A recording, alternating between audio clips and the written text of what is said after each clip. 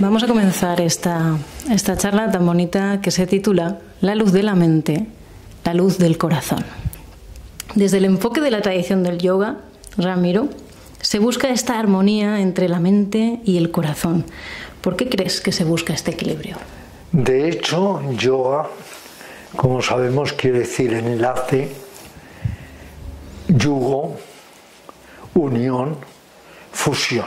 Se trata así de armonizar el cuerpo y la mente y el sistema emocional, la mente, el cuerpo, el sistema emocional y las energías. Se trata de aprender poco a poco, mediante enseñanzas y técnicas, a lograr equilibrio. Porque si algo distingue al yoga es equilibrio.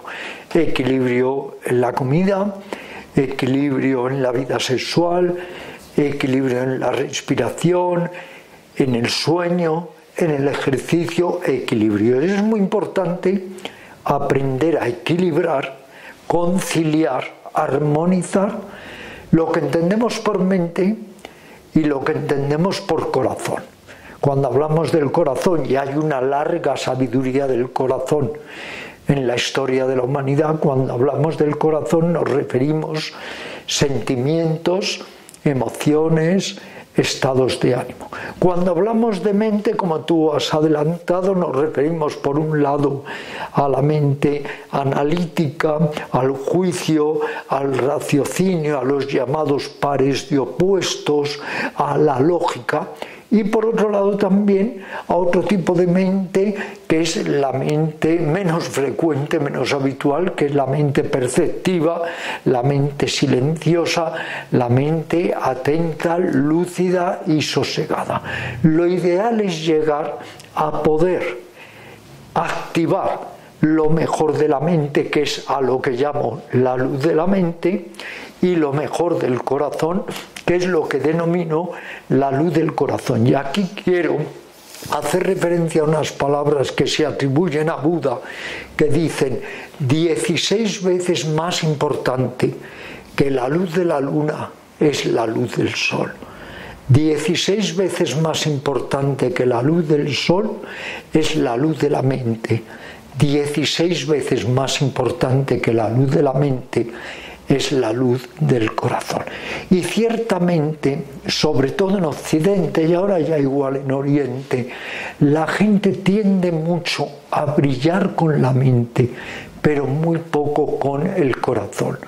Cada día hay más conocimiento mental, más intelectualidad, más concepto, pero cada día hay menos emoción genuina, menos sentimiento puro, menos acercamiento a los demás a través realmente del corazón y no solo de la mente, porque la mente siempre puede incurrir en utilizar, explotar, manejar, utilizar en todos los sentidos a los demás. La mente es más fría, es más calculadora, es más voraz. Se entiende que la sabiduría del corazón es la que está inspirada en la compasión, la indulgencia, la benevolencia, la auténtica empatía, el ponerse en lugar de las otras criaturas. Me da esa sensación de que son dos formas de proceder, parecen contrarias, ¿no?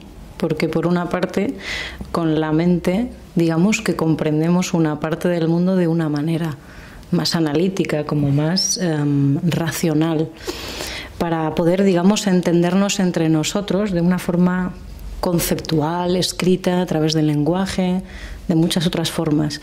Pero la lectura del corazón o de la emoción es como otra forma de conocer.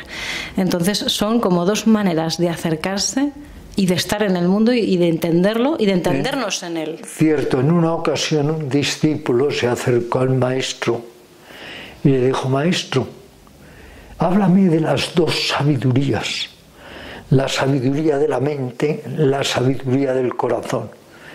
Y el maestro le corrigió contundentemente y le dijo: no, solo hay una sabiduría, la sabiduría del corazón. La mente es muy limitada, sobre todo la mente conceptual, sobre todo esa mente calculadora basada en la lógica.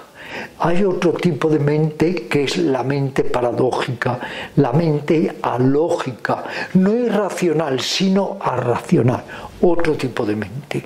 Podríamos decir, de acuerdo al yoga y a toda la tradición oriental, que por un lado está la mente ordinaria, la mente habitual, y por otro lado está lo que se ha venido a llamar la no mente, que no es que no sea mente, pero es un tipo de mente tan diferente, es la mente perceptiva, intuitiva, la mente realmente sabia, que para diferenciarla de la mente ordinaria se la ha llamado Ummani o no mente, o como en mi novela espiritual iniciática el fakir la denominó Nirmana Kala, que quiere decir la mansión del silencio, porque es esa mente silenciosa y yo diría mística que conecta con todo.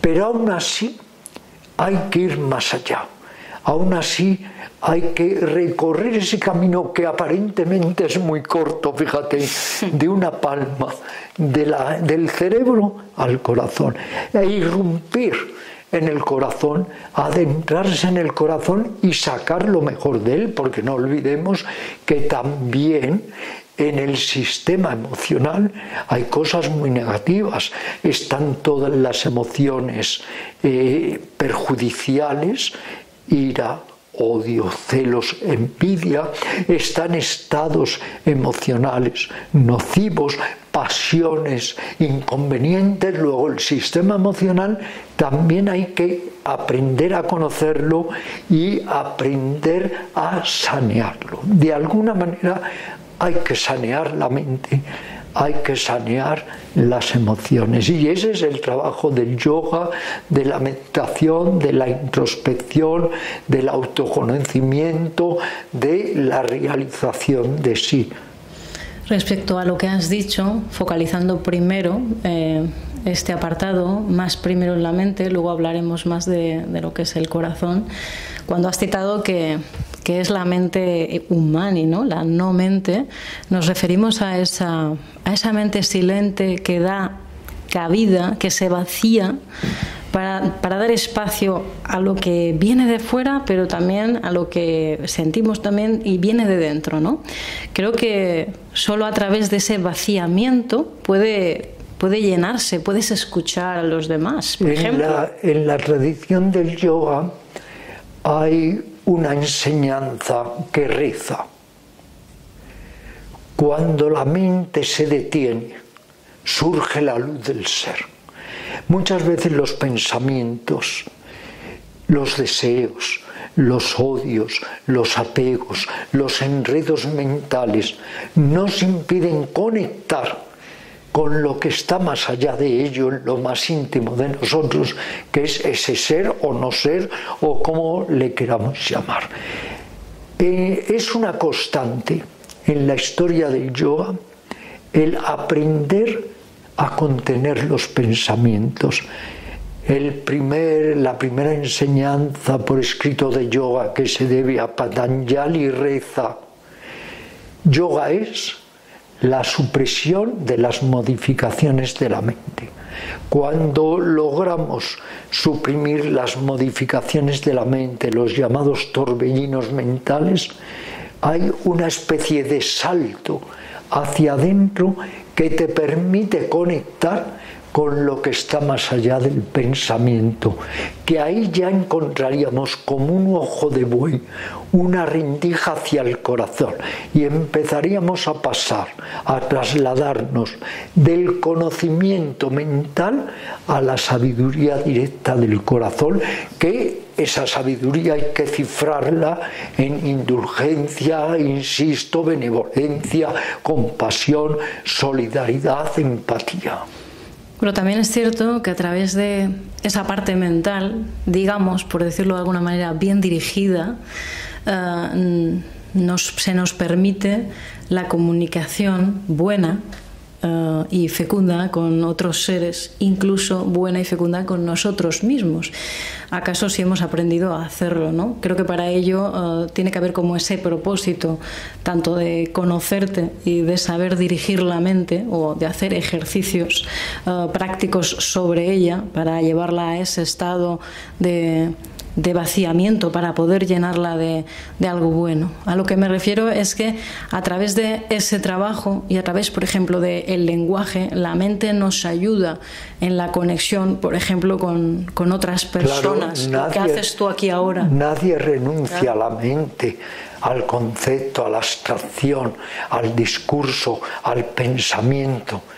Tenemos que servirnos inevitablemente de ellos. Lo malo es quedarse atascado en las ideas, en los conceptos y sobre todo en lo que ya Krishnamurti prevenía mucho, esa voracidad del pensamiento, porque el pensamiento está tintado, está coloreado por la avaricia, el apego, el odio, el afán de dominio, de posesividad.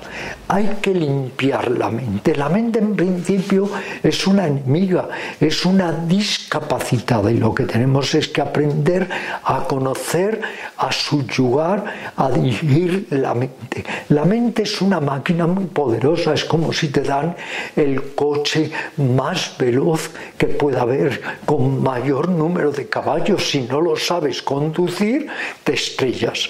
La mente, si sabemos organizarla y reorganizarla, y sabemos ordenarla, y sabemos sobre todo ponerla al servicio de lo constructivo y no lo perjudicial. Por eso hay un libro magnífico de Nyanaponika Thera que se llama Las raíces del bien, las raíces del mal. Ya viene todo ello de la enseñanza directa de Buda. Las raíces del mal son la ofuscación, la avaricia y el odio. Las raíces del bien son sus opuestos, la lucidez, el amor y la generosidad. Y en todos nosotros hay esa mente, vamos a decir entre comillas, perversa, pero también esa mente generosa. Lo que hay que hacer, y eso es el gran trabajo de transformación interior, es ir aprendiendo como una alquimia interior a transformar las cualidades bajas, de baja calidad en nosotros, en cualidades preciosas o de alta calidad. Ese es el trabajo de transformación, y hay que decir que no hay yoga si no hay transformación, que no hay zen si no hay transformación, que no hay ninguna enseñanza que sea realmente válida si no puede llevarnos al autoconocimiento y a la autotransformación. Lo demás muchas veces son palabras. Es como el querer saber mucho académicamente de yoga, eso no sirve para nada. Eso servirá para los académicos. Pero el saber mucho de cuándo surgió por primera vez el término dhyasana en los Upanishads, cuándo empezó por primera vez a hablarse en los textos antiguos del pranayama, de la meditación, eso en realidad como curiosidad puede servir, o curiosidad académica, pero a nivel de transformación no sirve de nada. Lo que sirve es hacer pranayama, practicar los asanas, llevar a cabo la ética genuina, el poner en marcha todas las técnicas de introspección y meditación. Por eso tenemos que ir más allá de la mente conceptual. Si te quedas en el concepto, no cambias absolutamente nada. Pero para trascender la parte conceptual, está ese, ¿no? Ese camino del corazón. Pero creo que la mente también tiene, no sé, esos resortes que conectan con esa parte más sublime de la emoción, ¿no? Hay unos estados emocionales que consideramos sublimes, o los 4 estados pueden ser sublimes de la mente. ¿Cuáles son estos estados? Bueno, lo que me gustaría decir es que en realidad toda división es de conveniencia. Mente, corazón. En Oriente se habla del órgano psicomental, a la vez que somos psique, somos emociones, sentimientos, somos mente, pensamientos, juicio, raciocinio, memoria, imaginación, fantasía. Todo ello es como los colores del arco iris. Los colores del arco iris todos se colorean a sí mismos. Y al que hay delante y al que hay detrás. No hay una definición de colores cierta no en el arco iris, exacto. No y en nosotros, en el órgano psicomental, sucede lo mismo. Una emoción crea un pensamiento una emoción, una memoria, un propósito, un recuerdo. Pero dividimos un poco a modo de conveniencia, como para, por un lado, entender aquello que es más racional, los contrarios, los pares de opuestos, frío, calor, amargo, dulce, adentro, afuera, para entender lo que es la estructura básica de nuestra mente. Y por otro lado decimos corazón, pues a propósito de emociones, sentimientos, pero seamos contundentes. Ni todo en la mente es malo, ni todo en las emociones es bueno. Las emociones perversas tienen un poder muchísimo más destructivo incluso que el pensamiento. Lo que hay que aprender es a amigar con la mente, ponerla a nuestro servicio, saber dirigirla, sacar lo mejor de ella y gracias a esa mente lúcida, clara, ecuánime, recta, poder también empezar a regir y a ordenar nuestro mundo emocional. Por otro lado, la mente es como un iceberg, una parte de superficie, 9 partes ocultas. Creemos que somos libres, pero no, porque estamos todos influidos por el material del inconsciente. Y tenemos que aprender con técnicas de meditación, con la introspección y toda una estrategia muy definida, no solamente a subyugar y sanear la mente de superficie, sino sobre todo ese sótano lleno de cachivaches desordenados que es el inconsciente, que en el yoga, como sabes, Silvia, le llamamos samskaras, vasanas, tendencias del inconsciente. Por eso el trabajo es un trabajo difícil, no es un trabajo de un solo día, porque tenemos que ir poco a poco trabajando sobre las diferentes vestimentas de nuestro ser. Estas vestimentas son cuerpo, energía, mente, emociones y otras. Cuando antes he citado esos 4 estados sublimes de la mente, que citas tú en una publicación que tienes precisamente con este título y que también se los he podido leer a Niana Ponicatera, cuando se trabajan estos estados sobre la mente, y claro, los estás trabajando también con la parte del corazón, precisamente por lo que has dicho, porque quizá no son 2 entidades separadas, como tendemos a hacer a modo de conveniencia, como has dicho, sino que están interrelacionadas, están ultra asociadas. Entonces, simplemente las separamos como para distinguir que por una parte está esto y por otra parte está lo otro, pero son indisolubles. Cuéntanos, si quieres, ¿cuáles son estos 4 estados sublimes de la mente? Sí, y antes que nada siempre me gusta decir que al final de todo, que hay que llegar a la mente clara y al corazón tierno. Eso es lo esencial. Ese es el mejor propósito, sentido, significado de nuestra vida. Pero claro, para llegar al corazón tierno hay que clarificar la mente. Son como las 2 manos. No solo nos servimos de una o de la otra, nos servimos de las 2. Se pone el ejemplo clásico del ave que trata de remontar el vuelo. Tiene que tener bien un ala y otro ala. Un ala es mente, otro ala es corazón. Luego la mente tiene mucha importancia, claro, y hay que lograr una mente clara para que luego pueda aflorar un corazón tierno, un corazón cooperante, un corazón luminoso. Los 4 estados sublimes de la mente, que efectivamente tengo un libro escrito ya y publicado y sigue en activo desde hace muchos años, pues son, claro, el amor, la compasión, la alegría compartida, ahora me explico, y la ecuanimidad. La alegría compartida es el gran antídoto de la envidia.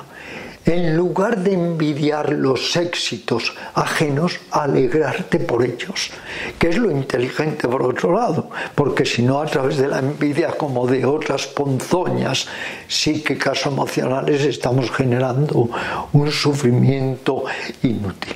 La mente es, de alguna manera, el gran campo de trabajo en todas las enseñanzas espirituales de Oriente.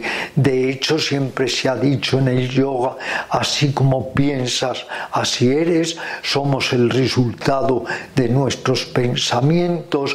La mente puede encadenarte o liberarte, puedes tener una mente amiga o una mente enemiga. De la mente parten 2 senderos, uno hacia el paraíso interior, otro hacia el infierno interior. Todo está en la mente. Buda decía, todos los estados se enraizan en la mente y la mente es la que origina todos los estados. Volviendo a Krishnamurti decía, la mente es la sociedad es la mente. Luego nunca hay que subestimar la mente. Lo que sí hay que decir es que hay otras funciones en el ser humano que son tan importantes como la mente, y que la mente puede ser constructiva o puede ser destructiva, pero lo mismo pasa con las emociones. Las emociones venenosas, ponzoñosas, pues son sumamente perjudiciales y destructivas. Entonces tenemos que aprender a reeducarnos como seres humanos. Tenemos que aprender a ir poco a poco conociéndonos para poner en marcha técnicas que nos ayuden en una transformación benéfica y constructiva. Ahora, es cierto que esta sociedad pone mucho el énfasis en todo lo mental y muy poco en lo genuinamente emocional, y de ahí ese cuento que igual ya lo he contado en alguna entrevista de la que me has hecho, pero que viene muy bien recordarlo, de cuando un premio Nobel, un gran científico, llega a casa y encuentra a su mujer llorando desconsoladamente, y el científico le dice a la esposa, mujer, ¿pero por qué lloras? ¿Es que acaso no sabes que las lágrimas solo son un poco de agua, sal, mucosa, limo y fósforo? Y la mujer le mira desencantada y le dice, ah, solo eso es una lágrima. ¿Cómo se ve que eres un hombre de ciencia, pero no de corazón? Así es, qué bonito este pequeño Es que ahí está todo, estas narraciones, que ya haremos un programa, que vienen todas desde la noche de los tiempos, que son auténticas herramientas de autoconocimiento, autodesarrollo. Estas narraciones es bueno recordarlas a menudo. Precisamente, hablando de la parte del corazón, me ha venido ahora mismo a la mente el famoso poema de Rumi, ¿no?, que insta a que observes todas esas emociones, que les abras la puerta de tu casa porque tienen algo que decirte. Y cuando lo he leído con calma, me he dado cuenta que es un trabajo de observación de esas fluctuaciones también emocionales, al igual que tenemos, ¿no?, un ejercicio en meditación que es observar los procesos mentales. Uno de los que más cuestan también es observar, ser partícipe de las fluctuaciones emocionales que vienen, que van, que se transforman, que no perduran, pero que surgen y que cuando surgen a veces son arrebatadoras o te descentran, ¿no?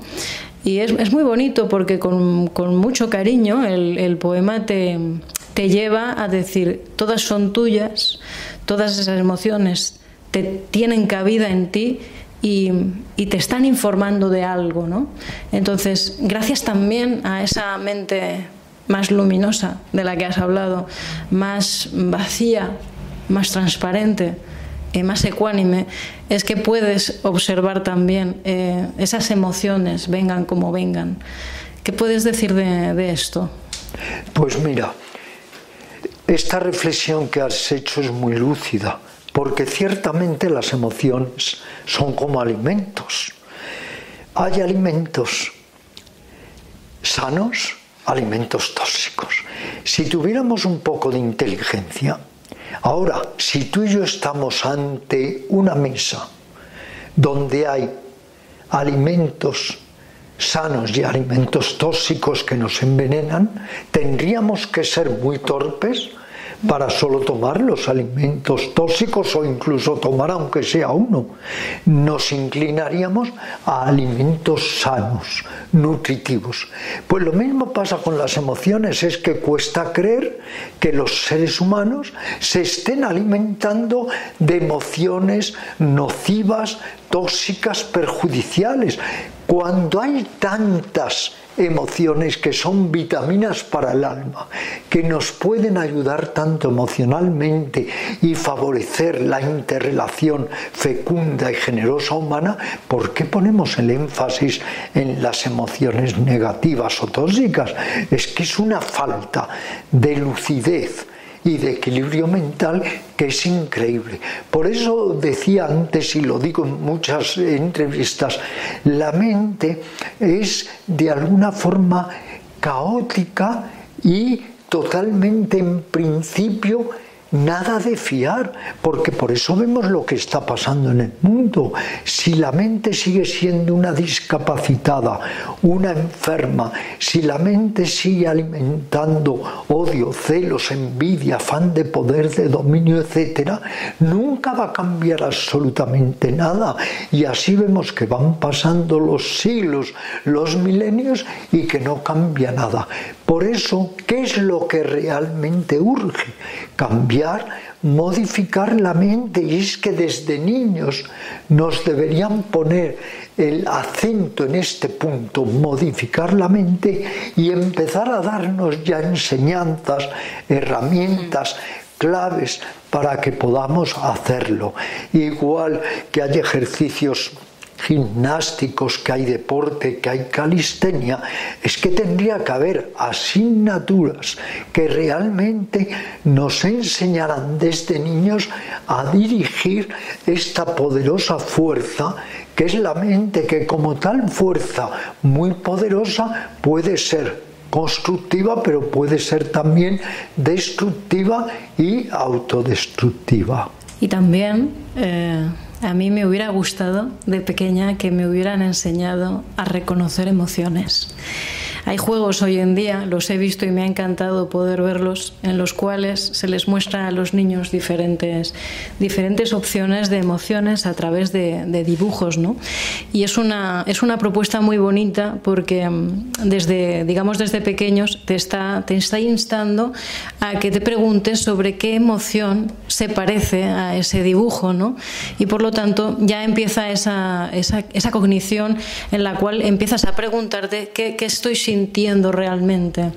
Es un trabajo sobre la emoción porque ya empiezas a cuestionarte esto, ¿no? ¿Qué me está viniendo? Sí, pero la cuestión es que hay una contracorriente perversa muy difícil de superar, que es la del entorno, sí, y que es la sociedad. Pero ya hay otra corriente que boga, claro, por este tipo de cosas. Y bueno, y a mí me parece que, por ejemplo, estos espacios o la gente que nos pueda estar escuchando, que se pueda inspirar en esto, que busque información, que se busque también, ¿no?, a sí mismo. El propósito también de Yoga en Vida es este.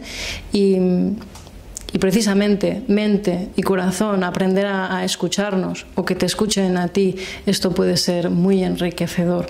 Y por eso también me hubiera gustado, ¿no? Desde pequeñita, que me hubieran enseñado no solo a observar mi mente, sino también el pero corazón. Lamentablemente es así. Yo mismamente en mis memorias, el viaje de mi vida, lo reitero, que no me enseñaron nada que me ayudara psicológica, mental y emocionalmente.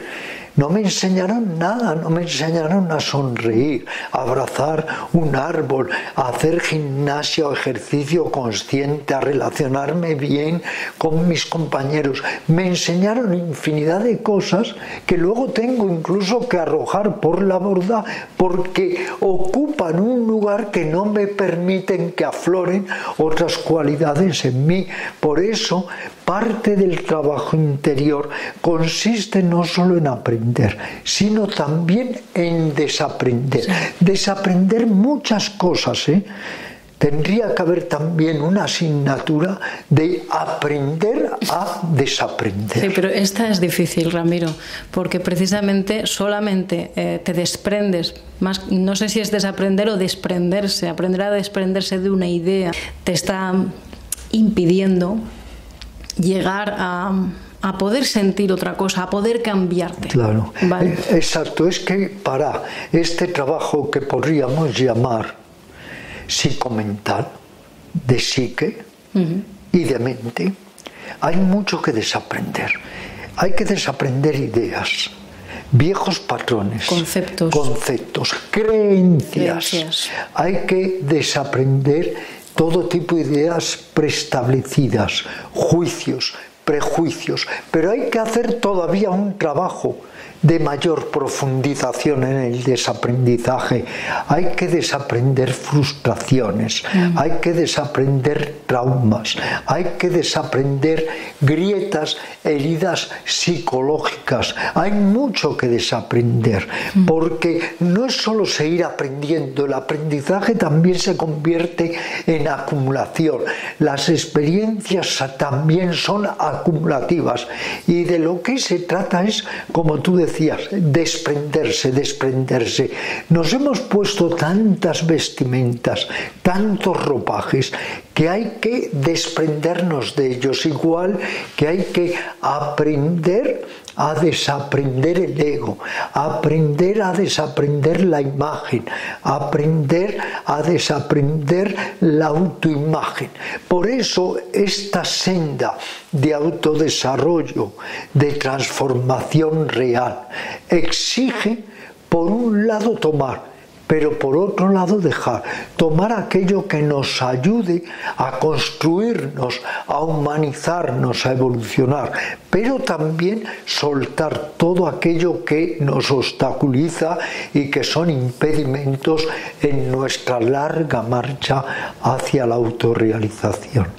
En ese proceso de desasimiento de ideas y patrones y conceptos creados está el desprendimiento, me parece, de la estructura, del montaje de nuestra personalidad adquirida, de nuestra personalidad construida. Cuando empiezas a observar, hay un momento, no sé si los demás pueden haberlo sentido, pero muchos buscadores seguramente sí, en el que todo te parece un auténtico castillo de cartón que puede desmontarse y montarse de otra manera completamente.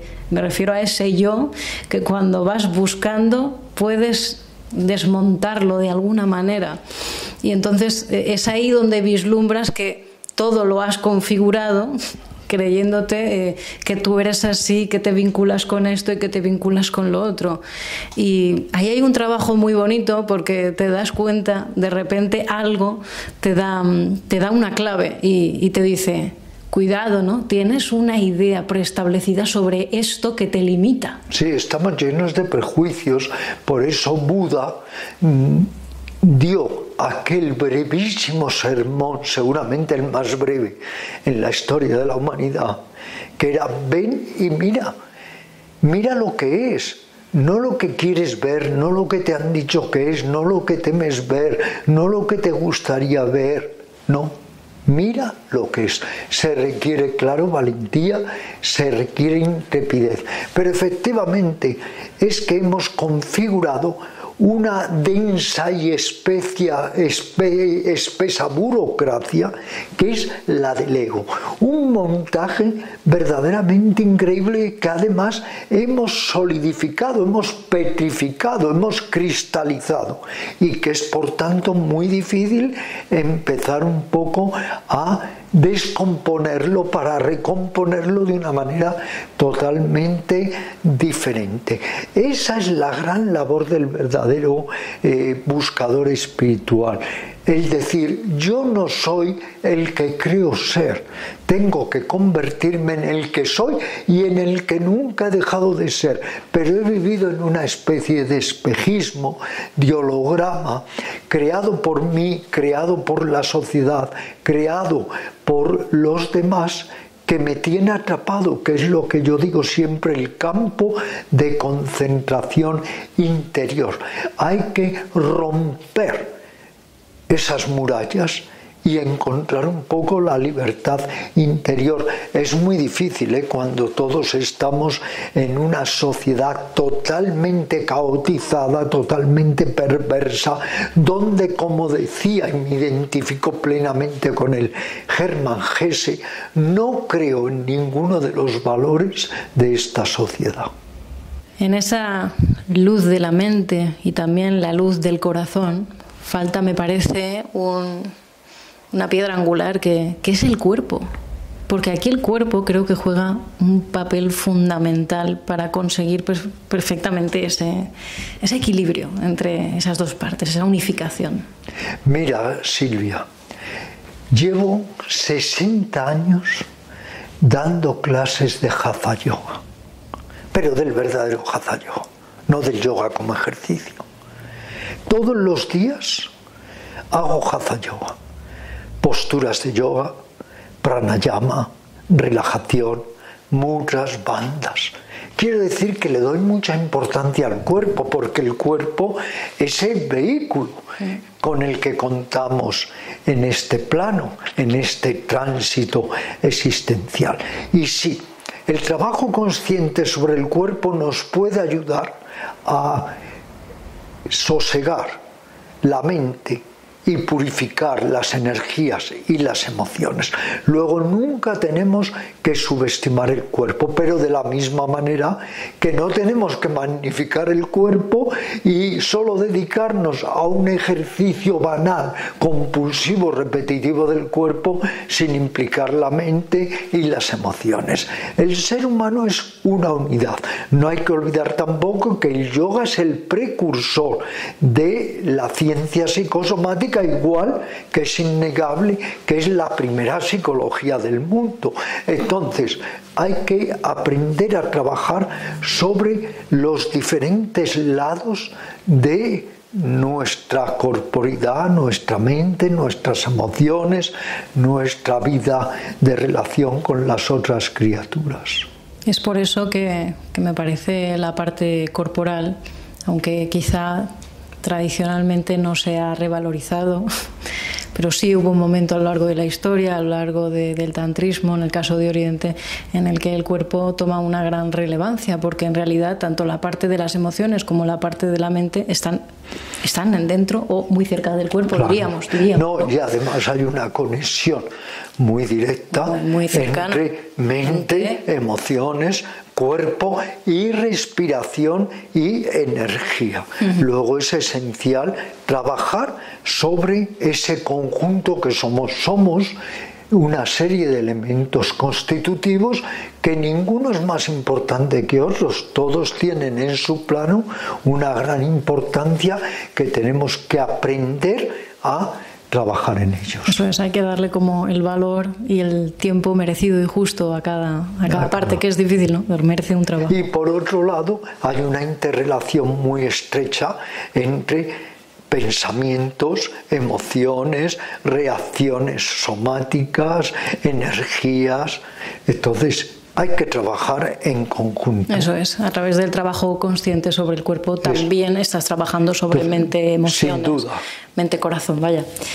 Ya que antes has hablado de ejercicios prácticos, vamos a poner ahora de relieve algunos ejercicios que podríamos hacer o que tú recomendarías a las personas que nos estuvieran viendo ahora, ejercicios prácticos sobre la mente para llegar, ¿no?, a esa mente unificada de un Mani, y ejercicios prácticos también con la parte emocional y ejercicios que los integren. Bueno, antes que nada, decir que los ejercicios sobre la mente están muy definidos. Pero voy simplemente a citarlos. Desde las técnicas de concentración, las de meditación, las de visualización, las técnicas de introspección, las técnicas de vaciamiento mental, las técnicas de insistencia en los propósitos constructivos para nuestra vida. O sea, el trabajo sobre la mente está muy definido. Yo mismamente tengo publicado un libro que se llama 100 técnicas de meditación. Tenemos ahí infinidad de herramientas para trabajar sobre la mente. La cosa no está tan clara o no se nos ha presentado tan generosa y clara en cuanto al trabajo sobre el sistema emocional. Así es. Yo mismo tengo un libro que se llama Salud Emocional, otro que se llama Terapia Emocional y otra serie de libros, porque considero que efectivamente no solo hay que aprender a dirigir, ordenar, controlar la mente, sino también las emociones. ¿Qué ejercicios podemos utilizar para el trabajo emocional? El primero de todos, la autoobservación. Si usted quiere conocerse, si usted quiere saber qué hay dentro de usted, obsérvese y también adéntrese en usted mismo, practique un poco la introspección y trate de ir descubriendo todas esas corrientes a veces tan ambivalentes, tan contradictorias que son las emocionales. Si usted empieza a ver sus corrientes emocionales, tendrá la capacidad de afirmar, desarrollar, desplegar las constructivas e ir poco a poco apartándose o debilitando las negativas, las tóxicas o las perniciosas. El trabajo emocional es un trabajo muy difícil pero muy directo.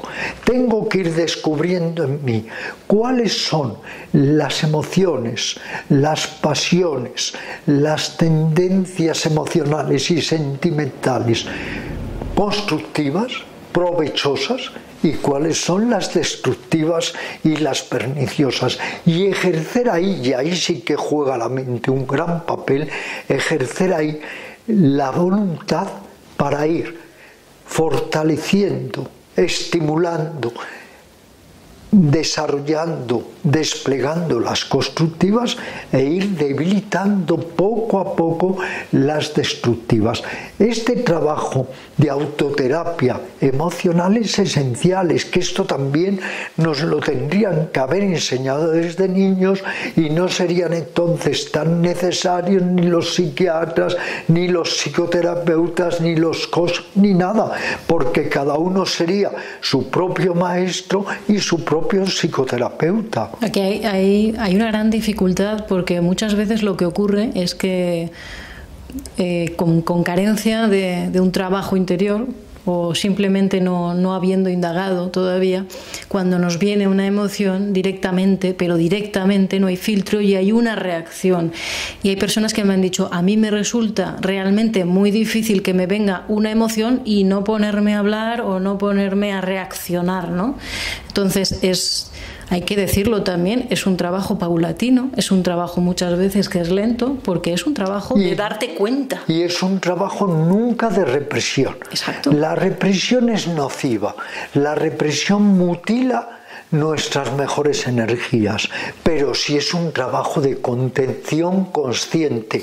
Démonos cuenta de esto, que la contención consciente no es represión, porque si no hubiera esa contención consciente, iríamos insultando a todo el mundo, agrediéndolo, sacaríamos lo más lesivo de nosotros. Quiero decir que valoremos la contención consciente, pero eso sí, no la represión. Pero aprovecho para decir, hoy que está tan de moda el barajar conceptos psicológicos, psicoanalíticos, sin saber lo que hablamos, que no reprime el que quiere, reprime el que no puede evitarlo. La represión viene dada por autocensuras, por la falsa moralidad, por miedo, pero no reprime el que quiere. Por eso hay que hacer una gran diferencia. Contención consciente, yógica, que es de un gran valor, porque es poner en marcha nuestras mejores fuerzas de voluntad, y luego esa represión neurótica que efectivamente es altamente perjudicial. Por eso es tan importante la lucidez mental aplicada a la esfera emocional, para ir descubriendo nuestros estados de ánimo, pasiones, sentimientos, emociones, y empezar hábilmente a regularlos, pero comprendiendo que la emoción positiva, benéfica, es favorable para nosotros y para todas las criaturas y para la sociedad. Y en cambio, estar alimentando, estar difundiendo emociones negativas, perniciosas, eso es enlodarnos, enfangarnos a nosotros mismos y a nuestro entorno.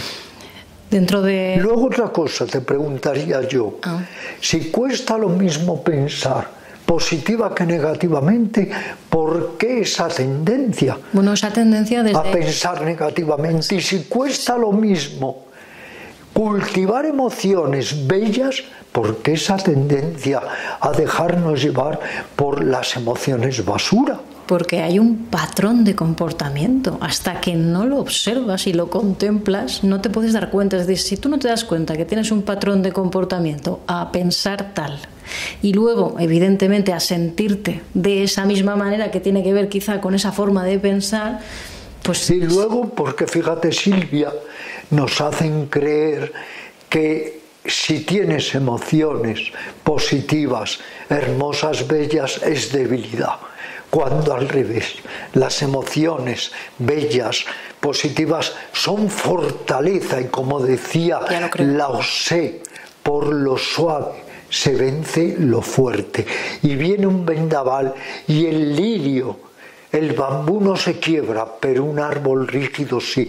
Es que todos los patrones sociales nos llevan a un entendimiento totalmente incorrecto y nos meten en gramas cerebrales y códigos que nada tienen que ver con la realidad. Y así estamos siempre en la autoeducación en lugar de estar en la genuina autoeducación mental, emocional, espiritual y física.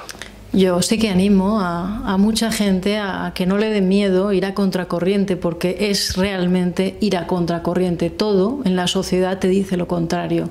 Todo en la sociedad te tira hacia afuera, te tira a mirar un escaparate, te tira a comprarte cualquier cosa, te tira a irte de vacaciones sí o sí, a generarte deseos, se pone la dicha en lo de afuera, en lo que uno consigue o lo que puedes comprar, o lo que tienes, pero no en lo que eres. Es lo que ya alertaba Erich Fromm, que siempre valoramos lo que tenemos y olvidamos lo que realmente somos. Hay que recuperarnos y ser, en lugar de poner todo nuestro afán y acento y énfasis en tener, que además eso no tiene fin, eso es una especie de viaje sin final.